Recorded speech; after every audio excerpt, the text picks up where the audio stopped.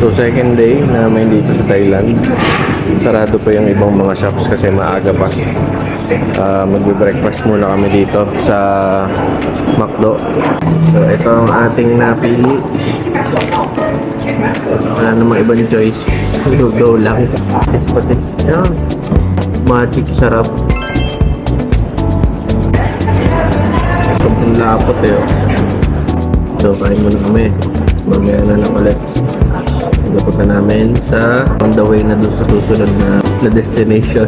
So dito na tayo binaba ng ating taxi. Kung makikita nyo naman dito, may color orange. Wat Mahatak. Okay, Grand Palace pala yun. Sama ako dito sa aking tour guide at ligaw ang mangyan dito. Kailangan naka tayo, pinatong damit.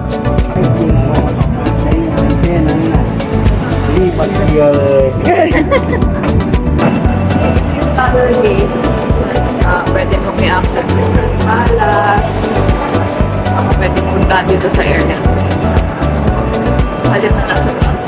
Ito rin yung meeting point ng mga tours. Kaya Dami naming mga dito, foreigners na. First time matawag foreigner. Ito legit na foreigner na kami. Daming tao. Saan? kailangan ng ticket. Ayan yung mga tour. Tama kaya tayo sa kanila, no? Hindi nila alam. Hindi mo kung maintindihan yung explanation. So ibig sabihin parang nakaano sila per country. Ganon. Dito mga Pinoy, mga ganon. Magbabayad na tayo ng ticket doon. Dami na namin. Yun o.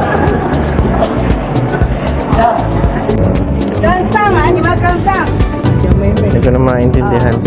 Yung nakakarinig ako ng Pinoy. Feels at home. Feels at home kapag may nakakarinig ng Pinoy. Kabayan! How are you, kabayan? Kakagulo na po mga kaibigan. Okay. No bro, so... No video, please. No video? Oh.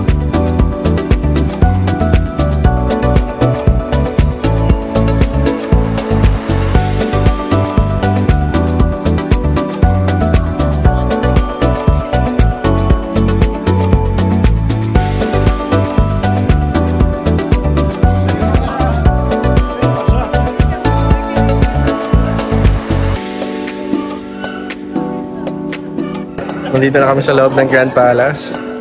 And kanya-kanya ng mga aurahan dito. Kanya-kanya ng pwestuhan. Ang ganda naman kasi ang dami mong pwedeng mga picturean, di ba? Tapos nag-switch tayo sa sa phone dahil bawal gamitin yung camera dito sa loob. So yun, pakita namin sa inyo kung anong mga meron dito. Kanya-kanya ng pwestuhan. Yeah! Ayun o.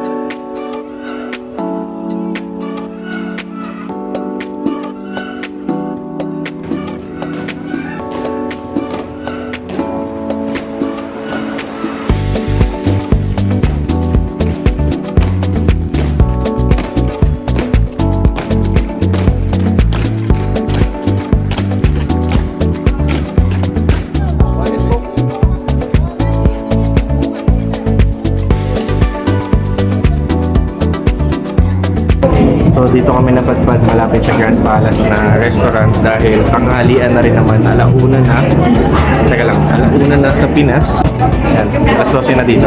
So ang in-order namin medyo spicy lang naman na tom yum, saka yung may rice kasi matagal na ako naghahanap ng may rice. Di ko alam kung naririnig nyo ako kasi napaka-ingay din, ang daming tao. Yan, so dumating na yung food namin. Ito yung kay Mrs. Tom Yum.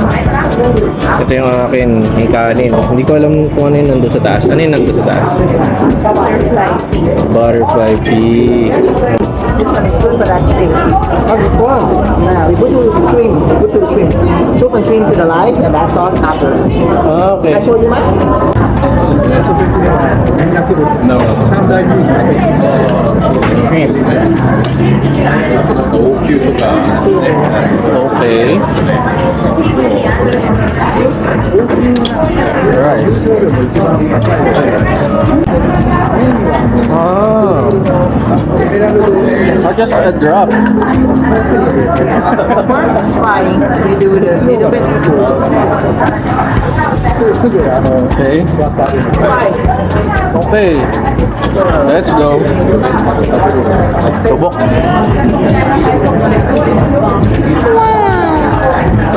Ang sarap nga. Ganun dapat. Mali yung ginagawa namin. Nice. Thank you, thank you.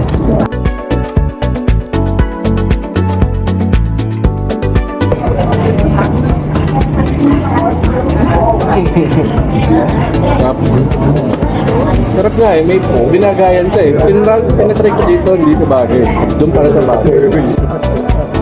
After natin doon kumain, dito na kami pupunta. Pupunta na tayo sa Wat Arun. Magkano pamasahe? 5 Thailand baht per person. So magkano yan in peso? Para mga 10 pesos? Mga ganun. Diba? Sobrang mura. Parang pamasahe lang ng jeep. Sakto yata yung barya ko kanina. Yung 10 pesos pala nila, parang 10 pesos din natin. Iba kulay yun. Let's go. Ang lakas naman ng halo, no? Talaga naman. Pag may nahinaan-low ko dito eh, oh. Halo ganyan. Kahilo. Uy, Bon, kapit ka.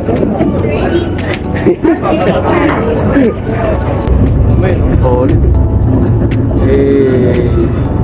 kargado lahat yan, no? Yan, 1,000 cc. Ayan, nandito na kape. Ganun lang pala, tatawid lang sa kape. Kaya pala 5 pesos lang yung pamasahe. Dami kayong pirana dyan.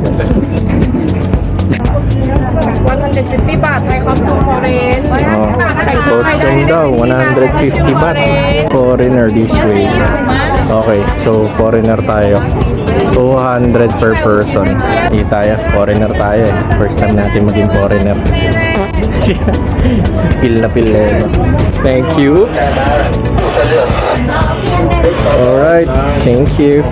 May tatak tayo dito. Costume? Oh. May costume na tayo eh. Eto.